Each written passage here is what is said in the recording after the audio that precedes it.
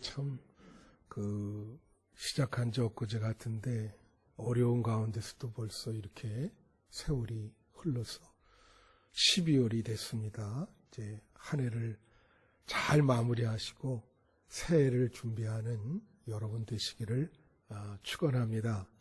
제가 어떤 사람의 글을 이제 읽었는데요. 이제 보통 제가 신문에서 이렇게 보는데 그분이 그런 표현을 썼습니다. 2020년은 살았던 해가 아니라 견뎠다, 버텼다, 그런 표현이 맞는다. 그래서 2020년은 살았던 기억보다 버티고 견딘 기억밖에 없다고 그렇게 이야기를 해요. 아무튼 살았던 버텼던 여러분, 2020년이란 세월은 이제 다시 오지 않죠. 그러나 여러분 하여튼 잘 견디셨어요.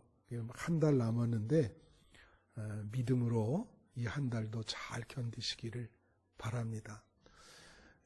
강림절의 그 절기의 뜻은 뭐라 그랬죠?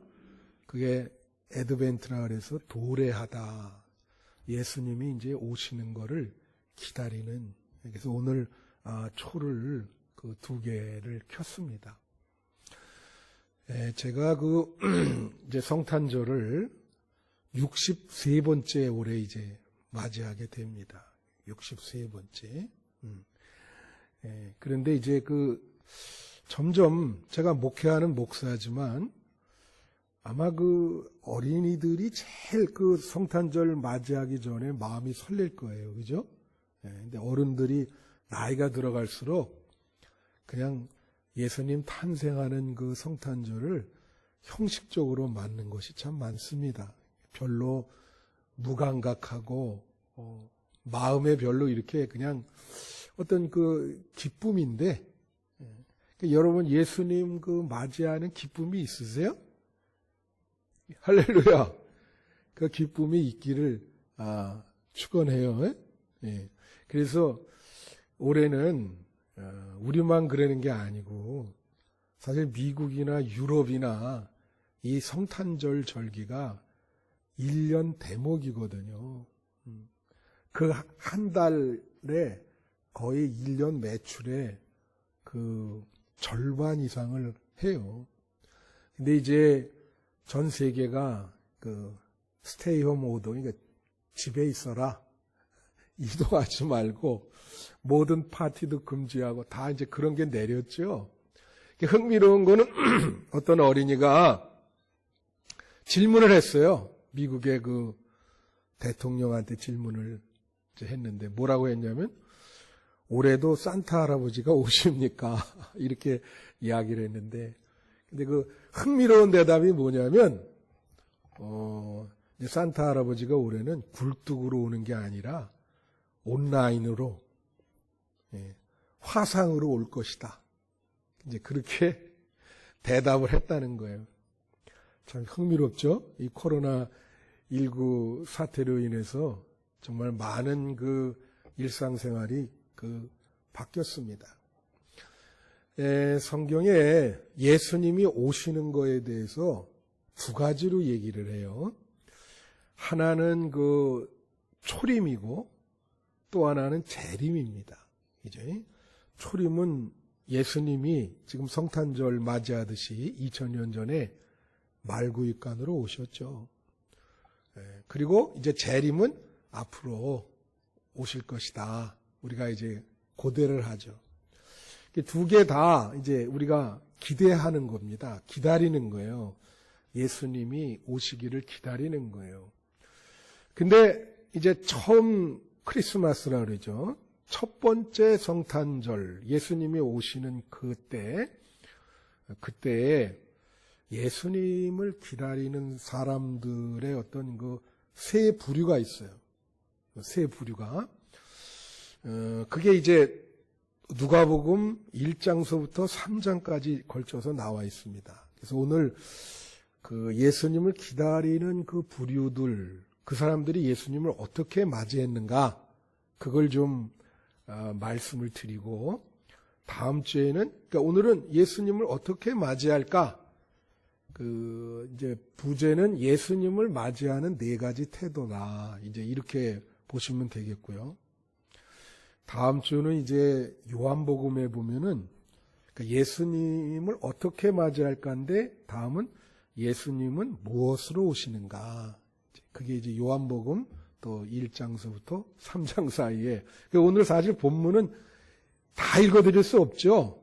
성경 말씀을 여러분에게 해드리는 거기 때문에.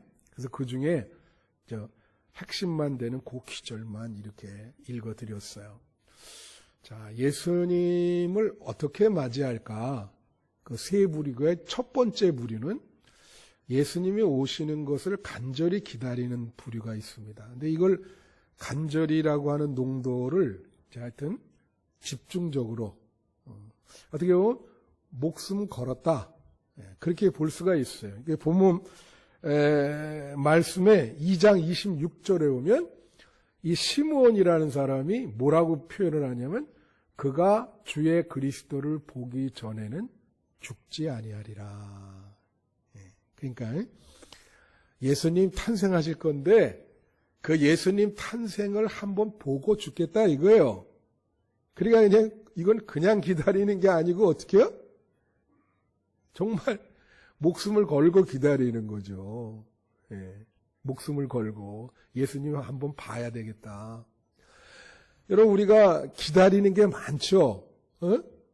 인생이라고 하는 것은 죽을 때까지 기다리는 거예요. 그렇지 않습니까? 수험생들이 시험을 쳤어요. 이제 결과를 기다리겠죠. 좋은 성적 나오기를. 그죠? 3년 동안 준비했는데 지금 전 세계 사람들이 기다리는 게 뭡니까? 이게 백신이라든가 이런 게 잘 나와서 빨리 이 사태가 해결되는 거를 간절히 기다리고 있죠. 여러분 안 기다려요? 아마 이거 목맨 사람 많을 겁니다. 이게 경제, 사회, 문화적으로 너무 파급 효과가 크기 때문에 진짜 여기 죽지 아니하리라. 이게 목숨 걸고 이거 빨리 기다리고. 그래서 백신도 빨리 이렇게 푸는 거죠. 죽을 땐 뭘 기다립니까? 천국 가는 거를 기다리죠. 마지막까지 우리는 기다리는 거예요. 근데 예수님을 여러분 이제 기다리는 사람이 목숨 걸고 기다리는 사람이 시므온과 안나거든요. 성경에 이제 누가복음 그게 1장부터 3장 사이에 나와 있어요. 그래서 시므온은 아주 목숨 걸고 정말 예수님 오시기를 기다렸습니다. 안나는 어떻게 기다렸냐? 2장 37절 보면 과부가 되고 84세가 되었더라. 이 사람이 성전을 떠나지 아니하고 주야로 금식하며 기도함으로 섬기더니 이게 무엇이냐면 이 안나라는 여자가 84세인데요. 결혼해서 남편과 딱 7년 살았어요. 그리고 오랫동안 과부로 지냈는데 그 과부로 지내는 동안 계속 성전에서 주야로 금식하고 기도하면서 예수님 오시기를 기도했습니다. 그러니까 주로 이분이 한 일은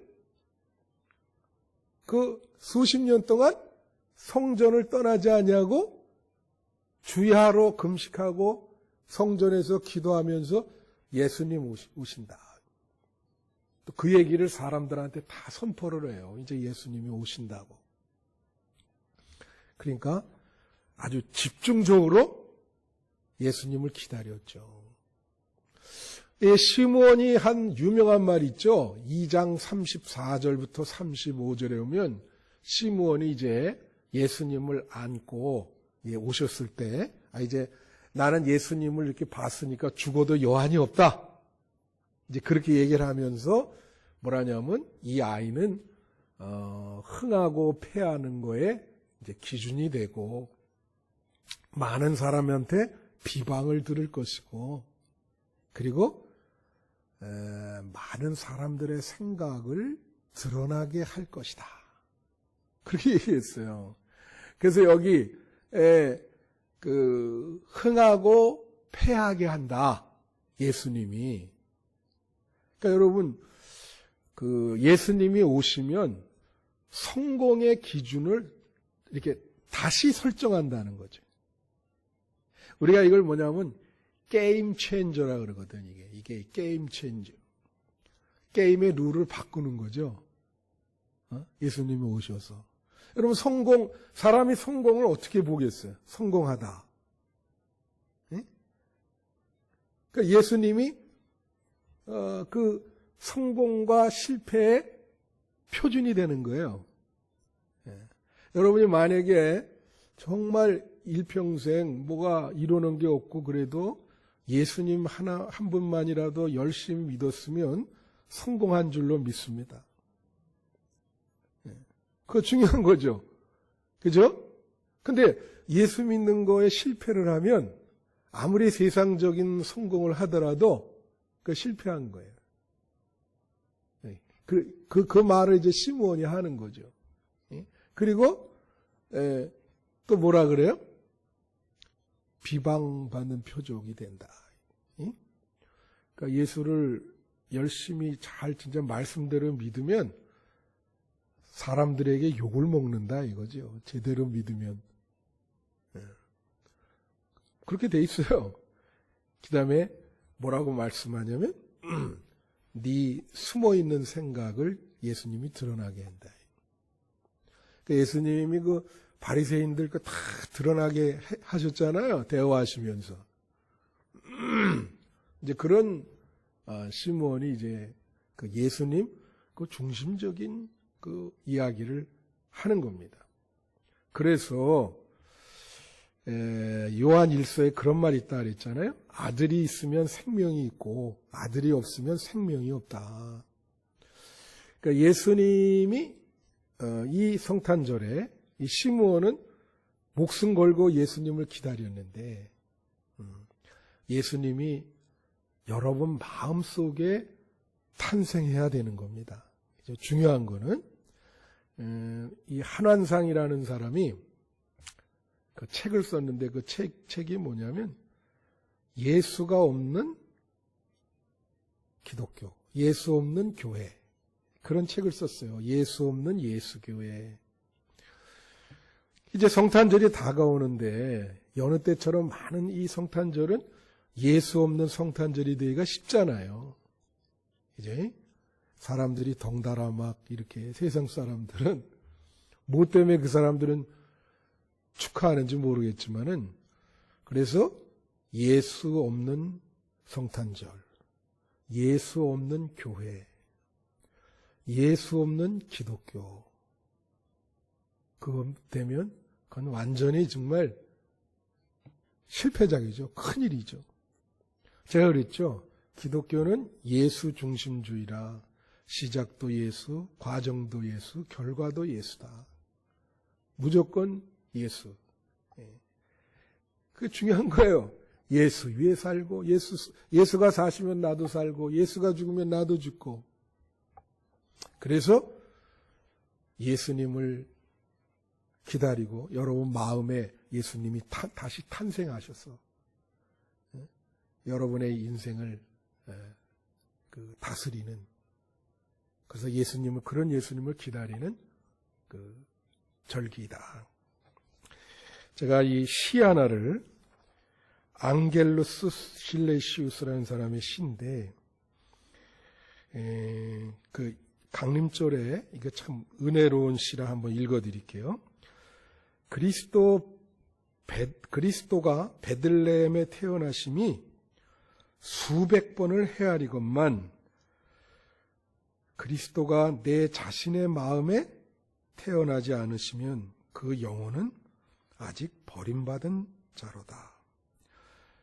십자가만이 내게 구원을 주리니 골고다 언덕의 십자가가 내 마음에 채워지지 않으면 내 영혼은 영원히 잃어버린 자일 것이다. 그래서 중요한 것이 예수님이 베들레헴에 탄생한 것도 중요하지만 여러분 마음에 탄생하는 게, 그래야 여러분이 기쁨으로 이 성탄절을 맞이하게 될 줄로 믿습니다. 두 번째가, 둘째로가 뭐냐면 예수님 탄생의 도구가 되기 위해서 택함받은 사람들이 있어요. 그게 누구냐면 마리아와 요셉입니다. 마리아와 요셉. 많은 가정이 있지만 예수님은 마리아와 요셉의 가정을 택해서 거기서 나신 거예요. 그죠? 여기 지금 부부가 앉아 계신 분들이 있는데 그 가정을 택해서 나셨단 말이야. 왜일까?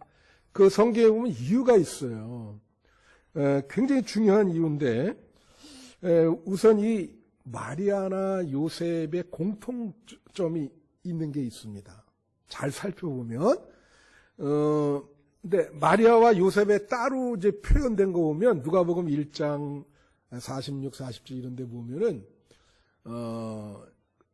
마리아가 늘 일상생활 속에 신앙생활 할 때의 특징이 찬양을 많이 해요. 여러분 찬양 많이 하죠? 오늘도 찬양했는데. 그리고 기쁨이 있어요. 내가 하나님을 기뻐한다. 기쁨이 있는 신앙생활이 참 중요합니다. 어려울 때일수록. 그죠? 예. 그리고 요셉은 뭐라고 표현하냐면 의로운 사람이라. 그러니까 요셉은 아마 상당히 이렇게 좀 올바르게 살려고 했던 사람인 것 같아요. 그래서 이제 그걸로 이제 택함을 받았는데, 이제 그것만이 아니라 중요한 그 택함을 받은 이유가 있어요. 공통점이. 그게 뭐냐면, 여기 보면은 이제 누가복음 1장 38절 지금 비춰주시면, 자, 보세요. 마리아가 이르되 주여 여정이오니 말씀대로 내게 이루어지이다 하며 천사가 떠나느라. 말씀대로 내가 이루어진다는 것은 순종하겠다는 거예요. 처음엔 두렵다고 이렇게 얘기를 했거든요. 그러나 천사가 계속 얘기하니까 순종하겠습니다.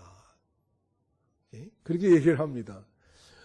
또 요셉은 어떠냐? 마태복음 그 1장 19절부터 20절에 나와 있죠.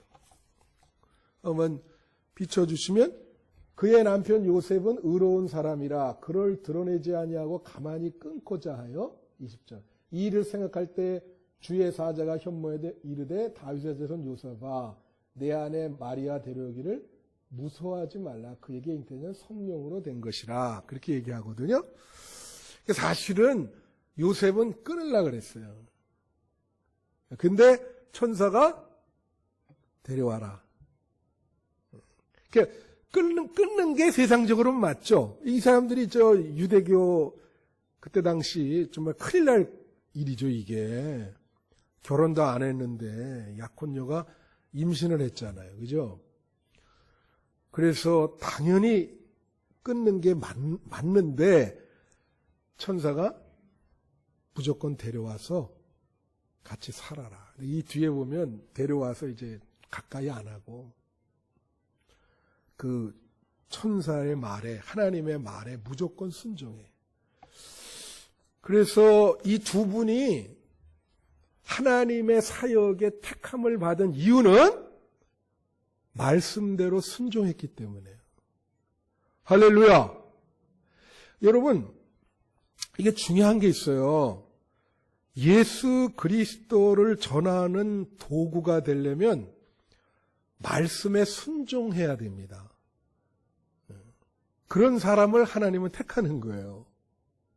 그러니까 여러분들 여기 다 계시지만, 자, 뭐 다 사역을 하죠. 근데 사역을 안 하고 그냥 교회만 왔다 갔다 하는 분들이 있잖아요. 근데 모든 성도를 하나님은 다 사역자로 부른 거예요.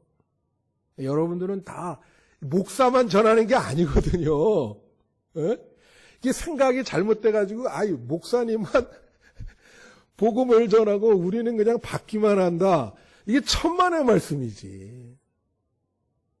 자꾸 그렇게 이제 굳어져 가요, 이게.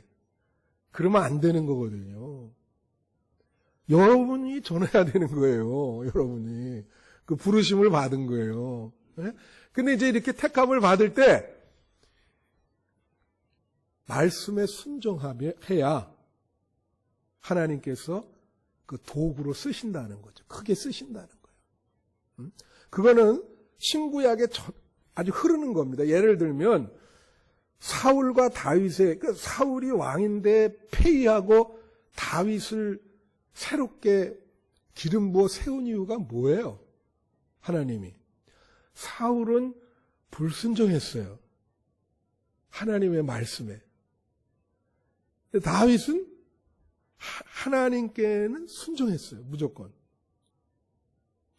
그래서 그게 체인지가 되는 겁니다. 이게 중요한 거예요. 그러니까 왜 수많은 가정 중에 뭐 여기 다른 가정에 태어나질 않으시고 마리아와 요셉이냐. 거룩한 하나님의 아들이 왜 그 가정에서 태어났냐. 그 가정이 말씀에 절대적으로 순종하는 가정이기 때문에 그 가정에서 태어났다. 이거죠. 그래서 강림절에 우리의 그 태도는 예수님을 맞이하는 태도는 순종입니다. 여러분 말씀에 순종하시고 하나님 말씀대로 사시는 여러분 되시기를 바라요. 세 번째로 누가복음 1장에서 3장까지 보면은 또 어떤 사람들이 나냐면 예수님이 오시는 길을 이게 잘 닦아놓는 그걸 길을 이게 닦잖아요. 네? 만약에 이런 거 있잖아. 대통령이 뭐 며칠 날 여기 온다. 그러면 어떻게 해요? 막 와가지고 그냥 뭐 길 다 청소하고 내가 한번 저기 그 KTX역에 작년인가 한번 타러 갔는데 하여튼 그 문 대통령이 거기 무슨 일로 왔어요. 뭐 그냥 사람들 얼마나 거기서 다 그 역인데도 그걸 그 기차 타기 어려웠어요. 그날 그냥 다 그냥 그 통제하고 그렇게 하더라고. 그러죠? 이게 하물며 이게 하나님의 아들 만왕의 왕이신데 이제 예수님이 오실 때 길을 닦는단 말이에요. 그 길을 닦는 주님의 길을 예비한 대표적인 사람이 누굽니까? 세례 요한입니다. 세례 요한. 그래서 이것은 누가복음 3장 4절부터 6절 한번 보세요. 선지자 이사야 책에 쓴 바 광야에서 외치는 자의 소리가 있어 너희는 주의 길을 예비하라. 그의 오실 길을 곧게 하라. 모든 골짜기가 메어지고 모든 산과 작은 산이 낮아지고 굽은 것이 곧아지고 험한 길이 평탄해질 것이다. 이게 이제 세례 요한을 얘기하는 겁니다. 이제 그 앞에 세례 요한의 탄생도 얘기하고 세례 요한이 이제 그 회개하라 그러면서 이제 사역을 예수님 오시는 길 닦는 사역을 시작을 했다. 이제 그렇게 이야기를 하죠. 이 세례 요한이 말한 이 말 중에 두 가지가 제일 중요한 거예요. 자, 예수님이 잘 오시도록 길을 닦는단 말이에요. 어떻게 길을 닦느냐? 하나는 겸손이고 또 하나는 뭐예요? 회개입니다. 여기 보면 뭐라고 나오냐면 산이 낮아진다. 다 같이 산이 낮아진다. 산을 깎아서 낮아진단 말이에요. 겸손한 거예요. 이건 뭘 뜻하냐 하면 잘 들으세요. 주인공이 예수님인데 그 예수님을 드러나게 해야지 자기 자신을 드러나게 하면 안 된다는 거죠. 세례 요한의 역할은 그거예요. 세례 요한이 당시 인기가 많았어요. 제자들이 물어보니까 세례 요한이 뭐라 그랬습니까? 예수님은 성해야 되고 나는 쇠해야 된다. 요거 되게 중요한 게 우리가 신앙생활 하는데 중요한 전제가 있어요. 우리는 스스로 빛을 내는 사람이 아니에요. 그리고 스스로 빛을 낼 수 있는 힘도 없어요, 우리는. 예수님이 여러분에게 빛을 비춰줘야 됩니다. 할렐루야. 다음 주에 내가 그런 얘기 조금 말씀을 하는데, 그러니까 중요한 게 내가 늘 얘기하지만 우리는 예수와 똑같이 될 수는 없습니다. 만약에 자꾸 예수와 똑같이 돼서 내가 예수다 그러면 이단이 되는 거예요, 그거는. 그런 사람들은 이단이 되는 거예요. 예수는 될 수 없지만 우리가 갈 수 있는 최고의 길은 세례 요한이 되는 거예요. 예수님이 사람들에게 잘 전파되도록 길을 닦아준단 말이에요. 할렐루야. 예? 그래서 겸손해져. 여러분 늘 얘기하자면 결혼식에 가는데 신랑 신부가 그때 주인공 아니에요. 예? 그런데 들러리 쓰는 사람이 옷도 더 화려하게 입고 자꾸 주인공이 되려고 그러면 그거 민망해서 어떻게 해, 그지? 이 신랑 신부가 진짜 그날 주인공인데,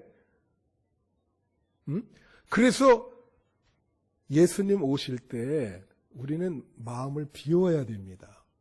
가장 겸손한 모습으로 예수님을 맞이하시는 여러분 되시기를 바라고요.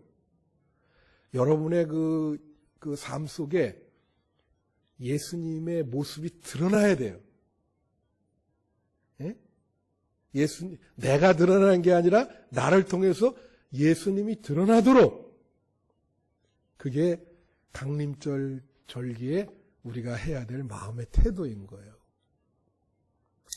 또 하나 여기 보면 이제 보세요. 여기 뭐라고 나냐면 오는 길을 곧게 하고 모든 골짜기가 메어지고 굽은 것이 곧아지고 험한 길이 평탄하게 될 것이다.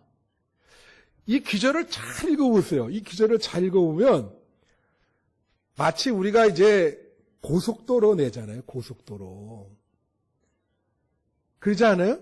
실제로 이 원어에 보면 이게 호도스 트리비아스라고 하는 뜻인데 그게 고속도로란 뜻이에요.